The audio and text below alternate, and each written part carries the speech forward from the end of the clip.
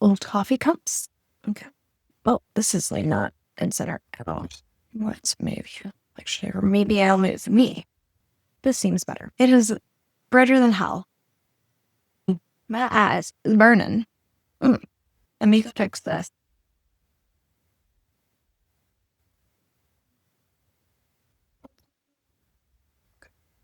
All right. Hello, everybody. Welcome to Cold Brew Hot Takes. A little bit of a different camera view today because normally you are over here and you're right in front of a window. When I tell you I'm trying to look at the camera and my eyes are absolutely burning because it's just so bright today, I had to do something different, okay? So you get to look at now this beautiful door. You get to look at this beautiful closet. You get to look at all the mess that I have over here in my chair. Just girly things, right? We all have a chair that our shit goes on, right? I know it's not just me. On today's episode, I wanted to take some time to talk about friendships. And not just friendships, but who is in your circle. Because the people that we have in our circle really impact the person that you become, the person that you want to be, the energy that you want to encapsulate and turn into something. That all comes from what's around you and your environment.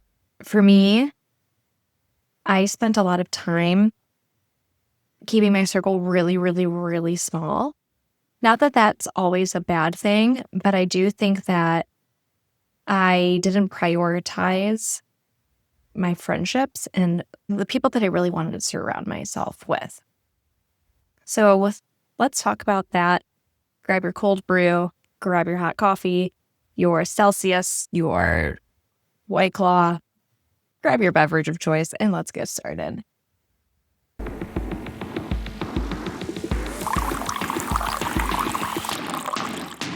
Welcome to today's episode of Cold Brew Hot Takes. I am your host, Sam. I am here to encourage you and empower you to have an even better day today than you did the day before.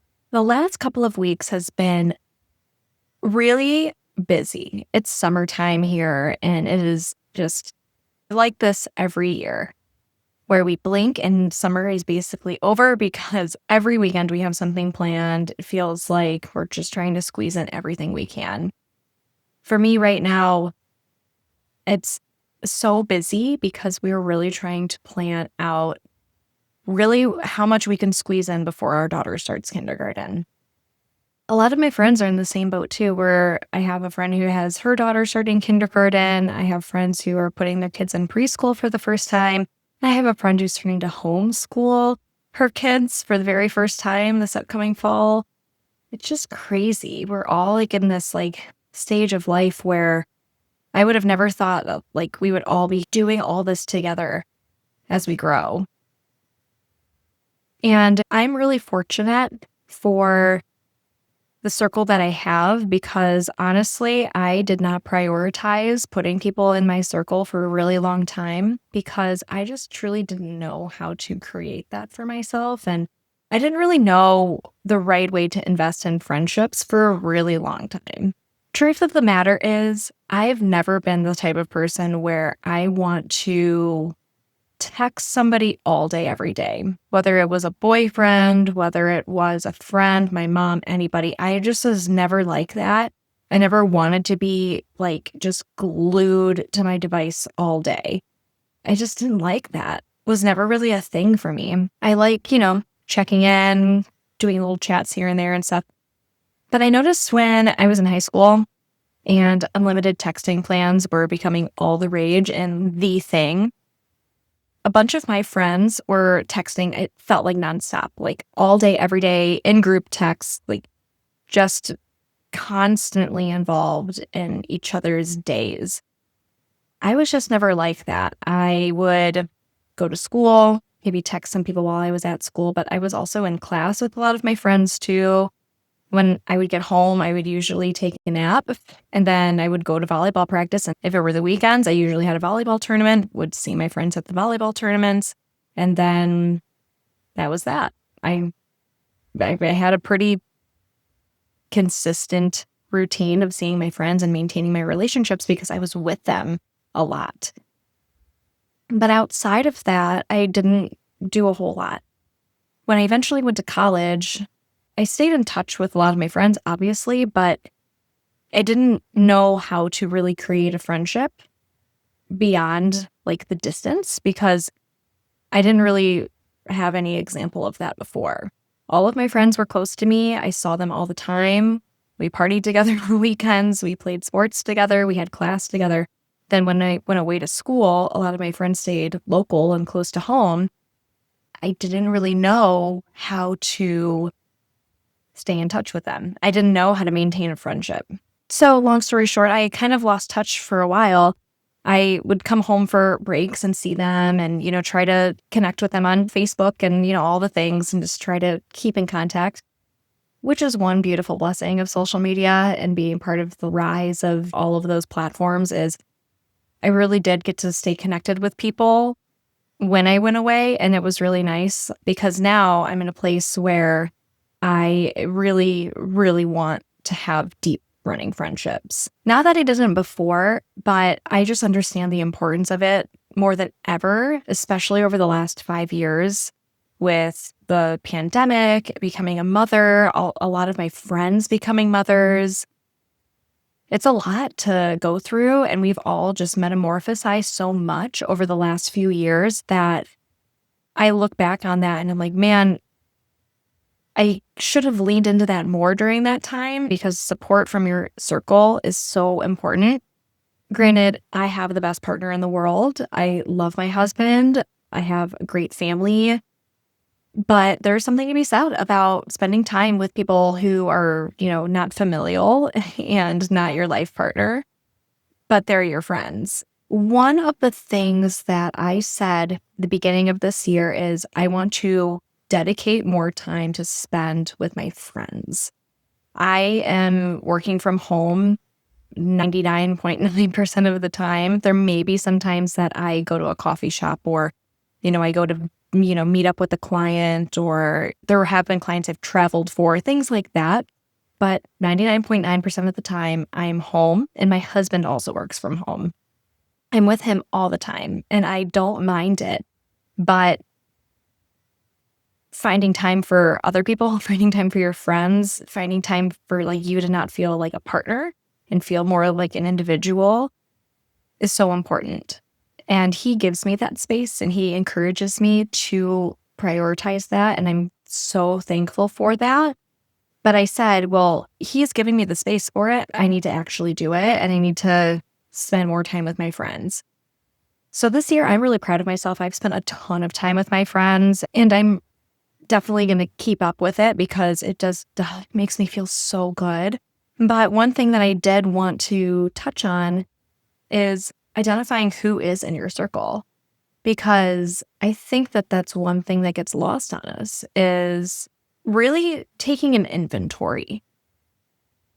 Who is in your circle? What is their purpose? How do they show that they're rooting for you, cheering for you, supporting you, being a good friend? And are there tendencies that they have where maybe they're not so authentic or genuine or not really serving you? And listen, no relationship ever is going to be 100%. Okay. It's not always going to be, well, I put 50% into this relationship and I expect that same energy back. It's just never going to work that way. And in any relationship, whether it's a friend, a partner, whatever, there are going to be days that you give 80% and they give 20. There are going to be days that you give 5% and they carry it 95% of the way. Some days it's 50-50. It's just how it is. But at the end of the day, taking the inventory of what you are getting out of a relationship is important because your energy matters. Your energy is important. And quite honestly, you shouldn't be wasting your energy on something that is not serving you in any given way. I have had friends where I have put a lot of my effort into the relationship. It's quite honestly, it's really hard to talk about because I think a friendship breakup is harder than romantic breakup. And having friends for years and years and years, and then all of a sudden, like, you're not on good terms anymore and you drop the relationship. That's a hard thing to go through. But ultimately, for, the friendship that is coming to mind with this, I have to stop and think about, what did I get out of it? Even though it's hard to let go, it's hard to think about, well, there have been good times. There were times where they were there for me. And there were times where I look back and I really appreciate the friendship that they gave me. But people are allowed to change. And sometimes that means going on in their life without you. Sometimes it means they don't feel like you're serving them. That very well could be the case. And if you're in a position like this, or you're thinking about that, I know that it is a very, very hard pill to swallow. That you are probably the villain in somebody's story. Maybe you were not a good friend to somebody. Maybe you made a mistake and it cost you a friendship. Maybe it cost you dropping somebody from your circle. That sucks. And it's hard to feel like we did something wrong. Nobody ever wants to feel that way. Nobody ever wants to eat crow and think, well, I have to live with the consequence of an action or lack of an action. But that's just the truth, and that's life. For me, I don't know really why things went south, and that's okay. And maybe it served its course. They weren't meant to be in my circle forever. They weren't meant to be part of my life forever. So why do I say all this? Why am I going down this with you? I think that we all need to understand what it's like to lose a friend in order for us to know how to be a better one. And I'm not saying I want you to drop a friend today. Don't do that. But it's also important to think through of your inner circle and who is there for you. What are they doing to serve you, and what are you doing to serve them? Are you there to listen when they have a problem? Are you there to, brighten up their day?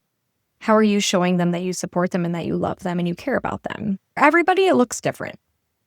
I have friends who are more social media driven than others. They will shout me out on social media. They'll, tag me in things. They are out loud with a lot of it. But then I have people in my corner who you would never know that they're supporting me. But in, talking with them, they know everything that's going on in my life. Yeah, I saw on social media you've done this, or, I heard that you're going into that. And you would never know. I had one of my girlfriends tell me the other day, before I started the podcast, she goes, "Oh my gosh, I heard you're starting a podcast." I said, "Yeah, I am." And she goes, "I think that that's really cool that you're doing that. I haven't said anything. I haven't, reposted anything, but I'll definitely listen to it. And I'm really excited. That's really cool that you're doing it." And I was like, I would have never thought that you were supporting me. I would have never ever thought that you were rooting me on from the sideline quietly. And that still means a lot. And that's okay. I don't need every single person to love me out loud. But I think that was a little bit of a learning lesson for me, because it's one of those things that just reminds you, don't count somebody out just because they're not in your face about it. Everybody's got their own shit going on. Everybody's got their own things that they're dealing with, but that doesn't mean that they don't still love you and they don't still support you. Everybody shows love, support, and care in their own way. You have to know that, and you have to be willing to accept that.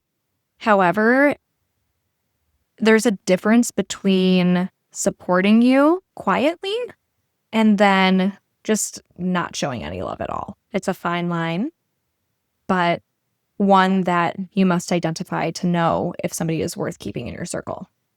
So when you are thinking about who is in your circle, think about how they benefit you and how you are trying to benefit them too. I would love to be able to send every single one of my girlfriends a bouquet of roses every single week.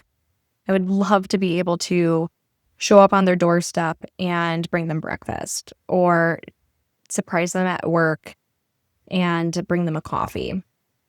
I'm a gift giver. I'm an acts of service person. But I also have to realize that not everybody is like that from a reciprocating side. But that doesn't mean that they don't care about you. And it doesn't mean that they don't love you and support you.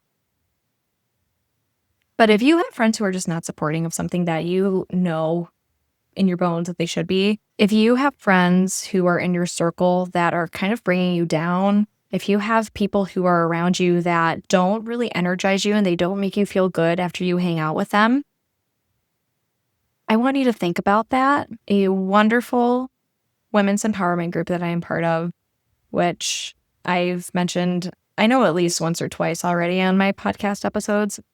It's called Dream World. It's like a women's empowerment and encouragement group. It's amazing. The group has this saying of everybody is their own disco ball. And there's all these little individual mirrors and individual pieces within the disco ball. And the motto or slogan of this entire thing is, I am but a reflection of all of the coolest girls I've ever met. And I think that that's very true when we think about who is in our inner circle. Because if you have a broken mirror on your disco ball, that can really screw things up. I'd rather 5 pieces on my disco ball that are all benefiting me and trying to help me shine, rather than a bunch of different pieces on my disco ball, but some of them just aren't doing their job. They're not holding their shine. They're not lifting me up. They're not doing their part in my life. But at the same time, I have to realize that I might also be a mirror on somebody else's disco ball. What am I doing to help shine them and bring them up, make them feel good? Let them know that I'm here for them. All about balance and making sure that whatever you're doing with your inner circle is bringing you to a better version of yourself, because ultimately, we're all just trying to be a better version of ourselves. We're all just trying to level up every day, be better at this, find happiness in a deeper, more profound way, and just live a happy, wonderful life. And sometimes it takes the support and the care and love of other people to help us feel that and get to that next level. And if you have somebody in your circle that is lifting you up and doing all those things for you, whatever your love language is, however it is that you try to tell people that you appreciate them, go do that, at least for one person today. Send them an email, send them a text, buy them a coffee, like whatever it is. Do something that just tells somebody like, hey, I appreciate you. And on the flip side of that, if you have somebody who is just not serving you, it is so hard to break up with somebody.